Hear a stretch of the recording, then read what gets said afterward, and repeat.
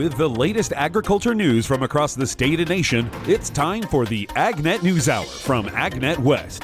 Here's your host, Brian German. Good morning, and thanks for starting your week with the AgNet News Hour. We've got some in-depth information about some new tools for rice growers later on in the show today.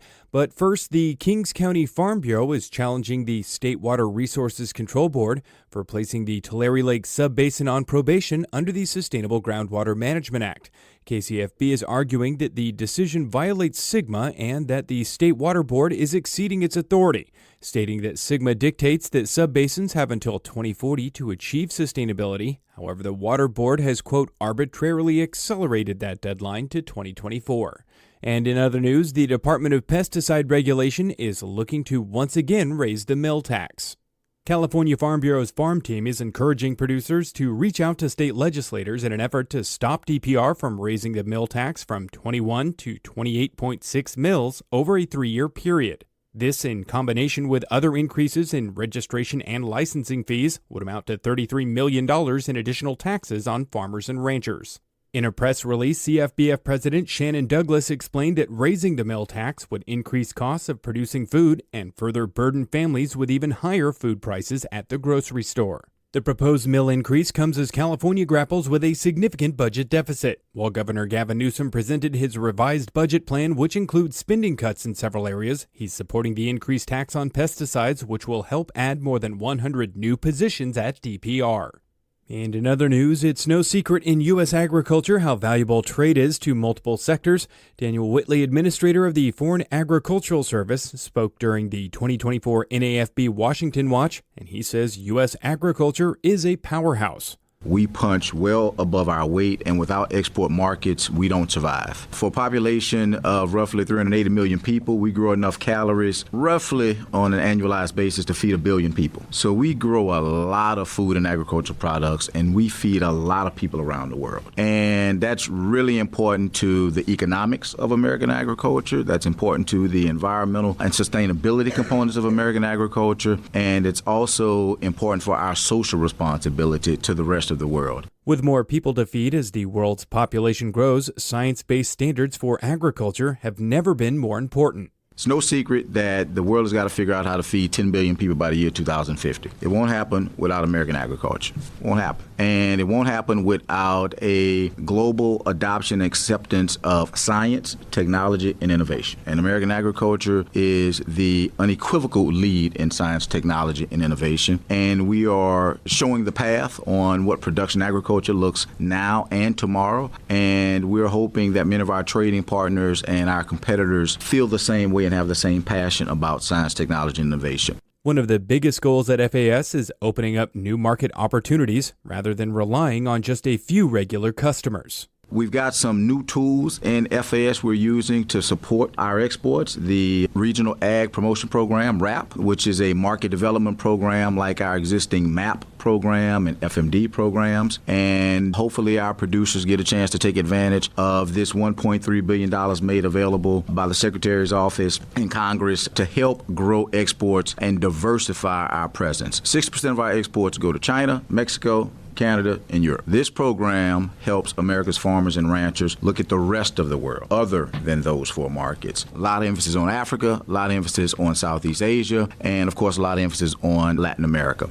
There are some concerns for future trade relations with China after President Joe Biden increased tariffs on certain goods. The increased tariffs apply to $18 billion worth of imports from China, prompting significant concerns that China might impose tariffs on U.S. ag products. U.S. Trade Representative Catherine Tai says the move is a response to China's, quote, unfair and anti-competitive economic practices. National Journal notes that Biden has exceeded former President Trump's tariff policies, keeping the Trump tariffs in force and imposing even more. Tariffs are going up on critical manufacturing and mining sectors, including steel and aluminum, as well as semiconductors, batteries, solar cells, and certain critical minerals. CNN has reported that China has vowed to resolutely defend its interests because of the new U.S. tariffs on Chinese imports and says these barriers would affect the two countries' wider relationship. And now here's Will Jordan with some information on how much money gets spent on Farm Bill lobbying. Farm Bill lobbying has topped $500 million. A new report from the Hill says that pharmaceutical, manufacturing, and agriculture interests have combined to spend over $400 million lobbying Congress on a new farm bill. The Union for Concerned Scientists says that's more than 4 times the amount of money spent by the public sector and civil society. The report also found that between 2019 and 2023, giant agribusinesses, food and agriculture industry associations, and other interest groups reported a combined $523 million in federal lobby expenditures on disclosure reports that listed Farm Bill among the specific lobbying issues. Lobbying by the agribusiness sector has steadily increased, the report says. In just the last 5 years, the agribusiness sector's annual lobbying expenditures have risen 22%, totaling more on federal lobbying than the oil and gas industry and the defense sector. Top lobbying spenders included U.S. Chamber of Commerce, the American Farm Bureau, and Koch Industries. I'm Will Jordan for AgNet West. This is the AgNet News Hour from AgNet West. I'm your host, Brian German, and we'll be back in just a moment with more of the day's national headlines and local reports when we return. This segment is brought to you by Live Earth Products. To get to know a little more about Live Earth Products, we're talking on the phone today with Vice President Russell Taylor. And to start us out, Russell, tell us about the Conservationist of the Year and what goals you would like to see occur this year. So this is continuing work as the Certified Crop Advisor Conservationist of the Year. They're looking for certified crop advisors who are trying to aid farmers in getting information or conservation practices. One thing we've identified that is keeping farmers from getting conservation practices is actually just information and products. The current federal regulations actually were written in the 1950s. And at that time, those rules were only restricting fertilizers and pesticides. They didn't put into account other developing technologies such as plant biostimulants and some of these newer technologies we're using in agriculture.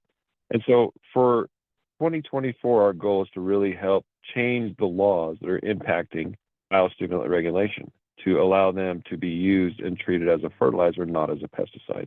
So what does that process look like to go through that and get that change to be where it needs to be? Well, actually, there's a very long on-ramp. We've been working on this since 2014.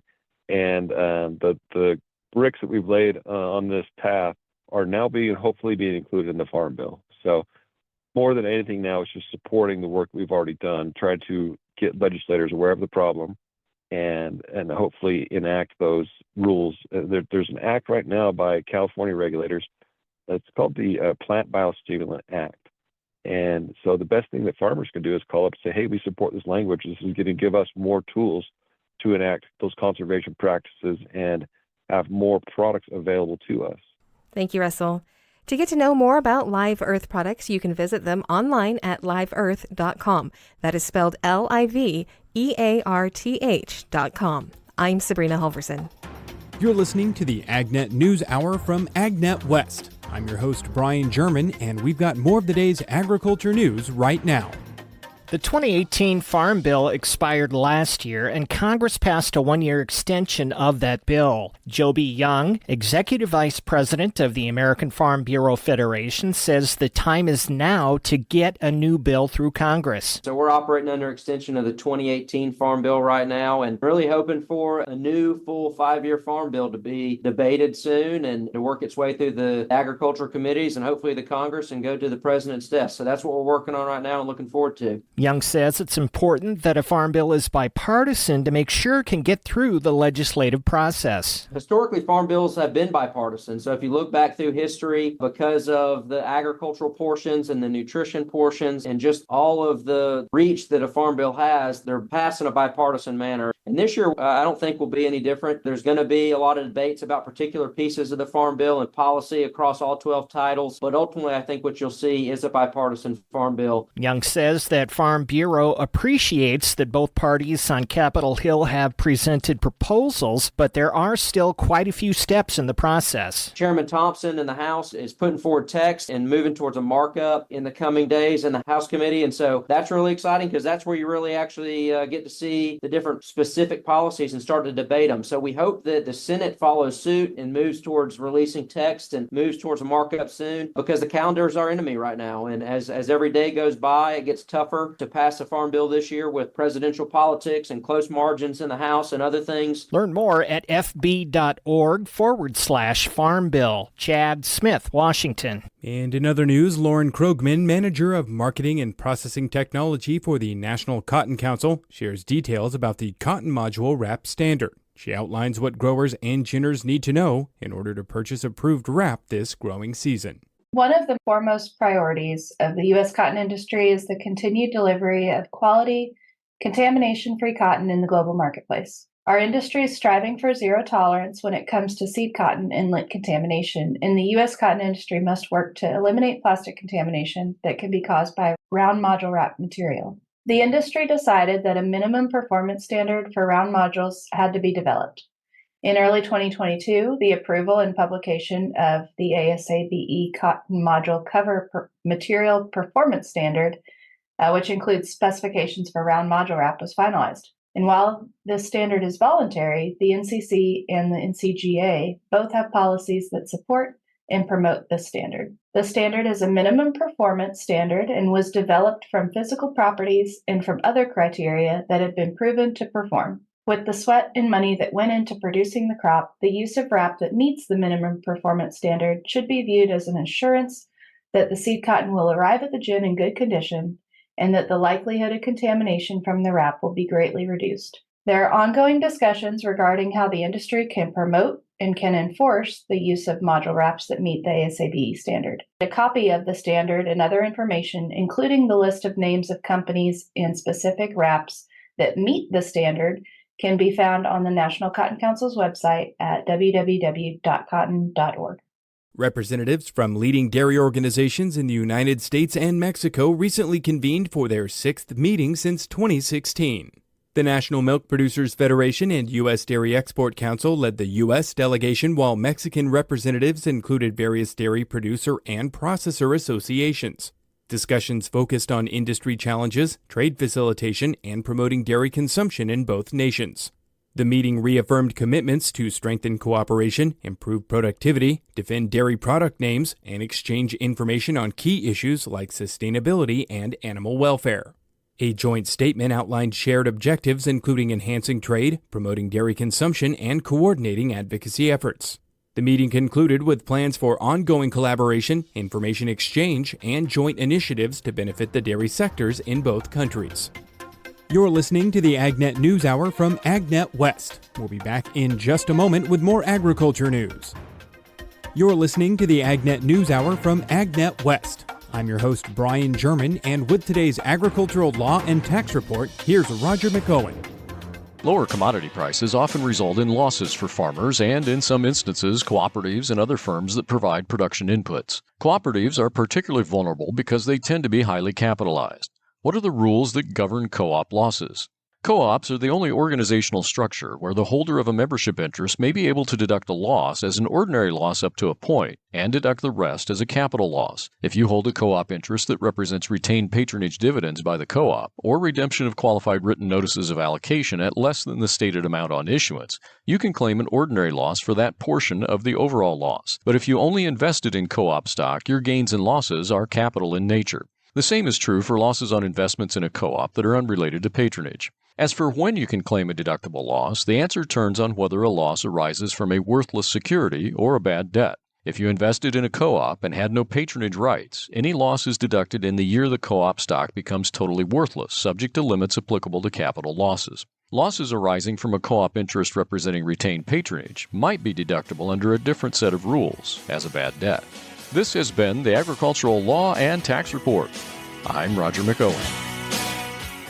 Agriculture Secretary Tom Vilsack recently revealed the latest measures connected to USDA response to the H5N1 outbreak in dairy cattle in several states.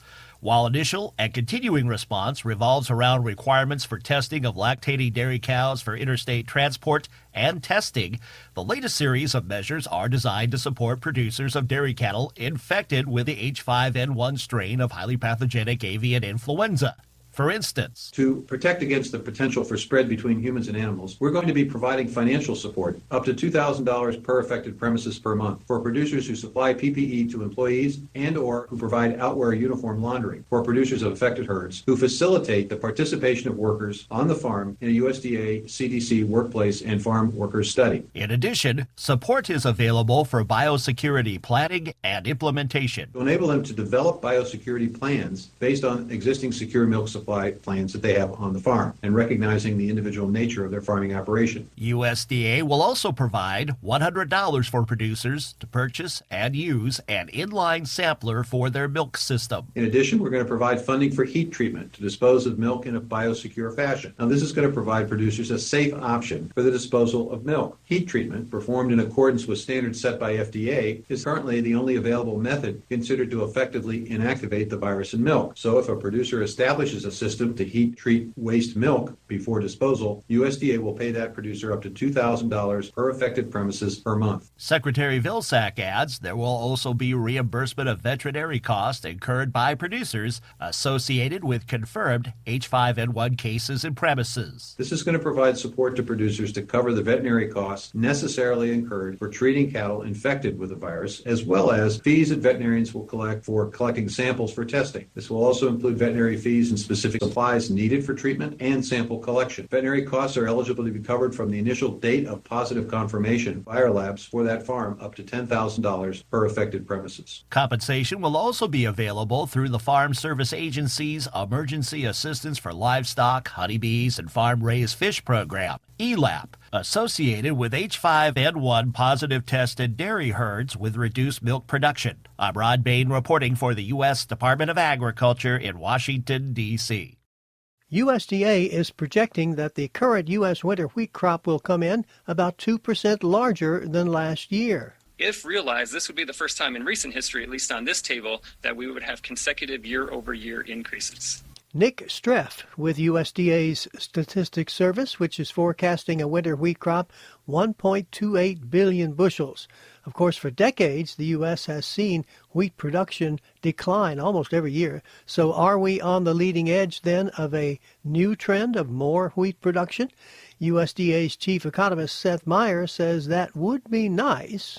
But these 2 years of increase in a row are not on increases in area 2 years in a row. This year's increase in production relative to last year is on better conditions, improved yields despite a fall in overall wheat area, which Meyer says in the long run will likely continue. But in the meantime, U.S. supplies of wheat this season will be larger. Unfortunately for U.S. growers, there will be a lot of competition from other producing countries, USDA Outlook Board Chairman Mark Jekanowski told us. Global wheat production is going to be a record. Higher production in the U.S. as well as a rebound in at least in trend production in many of the major producing countries, including Argentina, Canada, Australia, and several others. Even so, USDA is forecasting U.S. wheat exports this coming season to be a little higher than this current year. Exports up about 55 million bushels from last year. And still relatively, historically low, but, we're coming off, a 52-year low export volume. So again, Mark says we will likely reverse direction and pick up a bit more export business this next season. It's driven by higher, relatively higher U.S. supplies and expectations that prices are going to continue to drift lower. Yes, USDA is forecasting wheat to average only $6 a bushel. That would be down $1.10 from the current crop year. So a price drop of over 15%. It's no wonder then analysts are expecting growers to keep chipping away at the amount of acreage they devote to wheat. Gary Crawford for the U.S. Department of Agriculture. This is the AgNet News Hour, and I'm your host, Brian German. We'll be back in just a moment with more agriculture news. Welcome back to the AgNet News Hour from AgNet West. Today we're joined by Executive Director of the California Farm Water Coalition, Mike Wade, to talk about some recent water-related news. And so, Mike, let's just start out here with some news of some agreements between water agencies signed and what that might sort of mean moving forward. Now, there were two that were signed. There was one between Westlands and Metropolitan and the Friant Water Authority and Metropolitan. So that was one. And then there was a separate one with the water blueprint for the San Joaquin Valley that was a cooperative, an MOU with Metropolitan. They're all kind of similar and related in what they're setting out to accomplish. And it's essentially their agreements to begin discussions on water supply challenges and opportunities, and how the Valley can work closely with Metropolitan Water District on solving some of those challenges. So there wasn't anything specific that was set out in any of the MOUs saying that we're going to do this by then and invest in that. It was more the beginnings of discussions on how to work together, what some of the projects or problems to overcome might be, and begin discussions on how to do that. So I guess in a nutshell, it was an agreement to start a process. So it's effectively a first step to look at ways to come together to try to come up with ideas that will work for everyone involved. This is a, hey, we want to work together on this and move forward collectively, right? Right. And an example might be, and this is not, I mean, this is just an, off the cuff example. It might be a way where there are agreements for Metropolitan to store some of its water allocation from the State Water Project in the San Joaquin Valley, in areas where there are groundwater basins with capacity to store that water. So if they wanted to do that, where would they do it? How would the process go to make it happen? Would there be, are there other challenges for infrastructure that need to be overcome in terms of conveyance, those kinds of things? So it's looking for potential solutions for problems or resolving some of the California water issues in the future. Well, good deal. And now you noted there were a couple of different MOUs signed between a few different agencies, including the Friant Water Authority and Westlands Water District. And now I know there's been a little bit of confusion about some of the allocations this year and maybe not being as high as some had hoped. Was that the sentiment there? Well, I think Friant has 100% allocation this year. I may be wrong, but I'd have to go back and look. I think they're in better shape on the east side than the west side folks are. I know there have been concerns from Westland's general manager, Allison Febo, about I think what she intimated in comments is the hydrology would indicate that bigger allocations are possible. What the problem appears to be is not a reticence on the part of the agencies to do more, but constrictions within the regulatory structure that have prevented the agencies from doing more. So it's not a complaint about reclamation or the State Water Project. It's about, if we want to talk specifics about about Steelhead, there's a set number of steelhead within the regulatory structure that once that threshold is met, pumping has to decrease. There's nothing in the regulation that says there's flexibility if there are bigger populations, which there are this year, which is leading to more entrainment. So there's no sliding scale that allows some flexibility for water managers to adjust how much water is exported. So once we reached that hard number, everything has to be reduced. They reduced the amount of pumping that was allowed, and with added flexibility, the water agencies would have some give and take in terms of allowing more pumping. There isn't the flexibility in the regulatory structure to accommodate greater populations like we're seeing this year without impacts on the survivability of the species.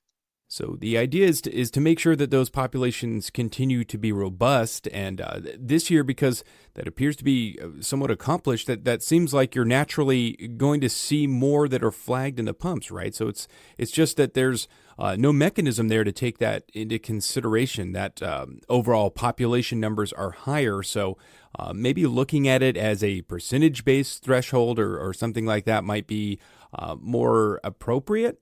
Right. Well said. Well, very good. And we will have some more from California Farm Water Coalition's Mike Wade a little later on this week. And in other news from the California Farm Bureau Federation, a California delegation was in the nation's capital to talk about the 2024 Farm Bill and advocate on behalf of California farmers. The CFBF Board of Directors, members of this year's Leadership Farm Bureau class, and the organization's federal policy team were in Washington, D.C. earlier this month, meeting with the lawmakers and staff to advocate on issues, including passing the 2024 Farm Bill. The House Committee on Agriculture is expected to consider amendments during a bill markup set for May 23rd. Welcome back to the AgNet News Hour. I'm your host, Brian German. And we're joined today by Whitney Brim-DeForest, Rice and Wild Rice Farm Advisor in Sutter, Yuba, Placer, and Sacramento counties. And we're talking about a couple of different subjects related to rice, and wanted to start first with some ongoing research taking place. And you're currently seeking some growers to collaborate with on a couple of different projects. So what are you doing here, and what are you looking for from industry members? Sure. So, there's a couple of different projects. So Ian Grettenberger, our entomology specialist based at UC Davis, is looking for some folks that might have tadpole shrimp that they believe are resistant. And then I'm looking for collaborators that have really bad watergrass that they also believe is resistant to hopefully multiple herbicides. So I'm trying to do a post-emergent foliar spray, and so the commitment from me is pretty minimal commitment for the growers, and I think Ian's is also pretty minimal. He just needs to collect some shrimp out of the field or some soil to hatch the shrimp out of the field. And this is to maybe guide some research here. I know we've talked a bit about watergrass before, but what's the issue there? Just to reiterate that, and what are you looking to learn from hopefully getting some grower collaborators? Sure. So for the tadpole shrimp, and I guess I won't speak too much about Ian's project, but basically looking for alternatives. He's going to be testing alternatives that'll still, control some of the tadpole shrimp. And for me, I'm looking for alternatives to our double propanol spray. A lot of folks have gotten to the double propanol because it's one of the only things that's working still, and I want to give us some other options. And that's one thing we've talked about. Just this issue seems to be getting maybe a little more difficult to deal with in terms of watergrass and the different things that are maybe not as effective as they once were. Yes. So I would say, we have widespread resistance, or have had widespread resistance in our watergrass species for a little over 20 years now.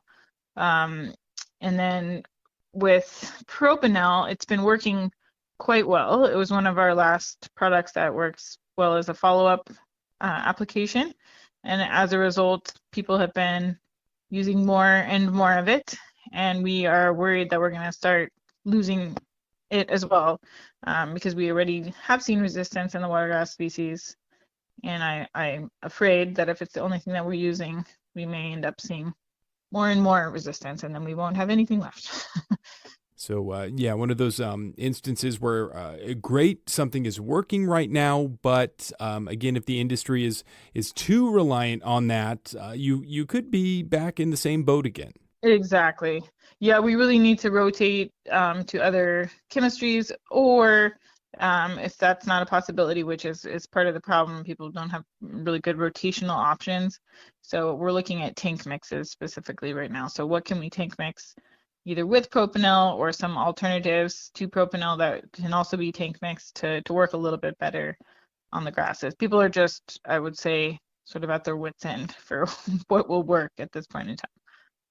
So I'm looking at a bunch of different tank mixes. I started this a couple years ago and I found a couple of good options, but I want to keep testing. I'm testing in grower fields to make sure that we can see, more than just at the experiment station, make sure that it's working out in the field with resistant biotypes.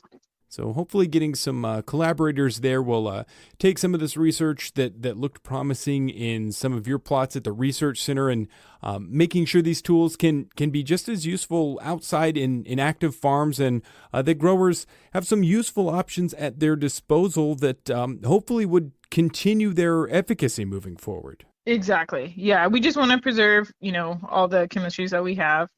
It takes a long time to get new products to market, and we're hopeful that we'll have some products coming for watergrass control, but right now we don't have anything new that's strong on watergrass. And on the subject of new options for growers, you'd recently put out some information on new herbicides for weed management in rice this year, and always encouraging to see some additional options becoming available. And what are some of these options? Yeah, so we have Loyant, which was actually registered in 2022, but it was at the end of the season. So it was, too late at that time to use it. So we really only got to use it last year for the first time. So Loyant is fluoroperoxyfen benzoyl, the active ingredient, and it is a new method of action or mode of action for us here in California. So it doesn't have excellent grass control, but it has some suppression of grasses. And then some of the tank mix options, we're finding it enhances the control of things like propanol and regiment, bispirite sodium. So it enhances those two when it's used as a tank mix. So control is better than it would be alone with either two products.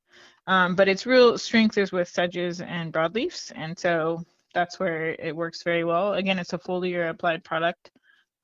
So only applied by ground, but it can be applied pretty much everywhere across the state. It works in all of our different drill seeded versus water seeded systems. So, and then Cliffhanger was registered just recently, so this will be the first time we get to use that. It's benzobicycline, so we've had Butte registered for a little while now, and Butte is a granular formulation of that product mixed with halosulfuron. So Cliffhanger will be a foliar applied product, and it's very, very strong, again, on rice-field bulrush and small flower umbrella sedge, so our two major sedge species, and then also on springletop. So not good efficacy on grass, but again, as a tank mix partner, perhaps I'm going to be looking at that this year, and definitely as a combo with a granular at the beginning of the season. So maybe Serrano followed by Cliffhanger. And then Zimbu is pyroclonil's active ingredient, and this one we've been working on for a while, so we're very excited to see it come to the market. So it'll be the first year for this product, and it is a granular formulation. So it's applied either pre-emergence of the weeds or day of seeding into a flooded field. So it's going to be not a drill seeded product, just for use in water seeded systems. It is a PPO inhibitor. It is not super strong on grass, but it does have grass suppression, and it is the only PPO inhibitor registered that has any activity on grasses at all. So it's making me kind of excited as a mix, right? So maybe you'd put two different granular formulations, two different products down at the beginning of the season for added grass control. But it is really strong on small flower umbrella sedge and broadleafs. And then again, like I said, it's a new mode of action for the grasses. So very exciting that we have all three of these products coming into use this year. So I'm encouraging people to try some of these new products because we've got new modes of action, we've got new rotational options with some of our other products. And yeah, I just want people to keep diversifying and using as many different things as we can.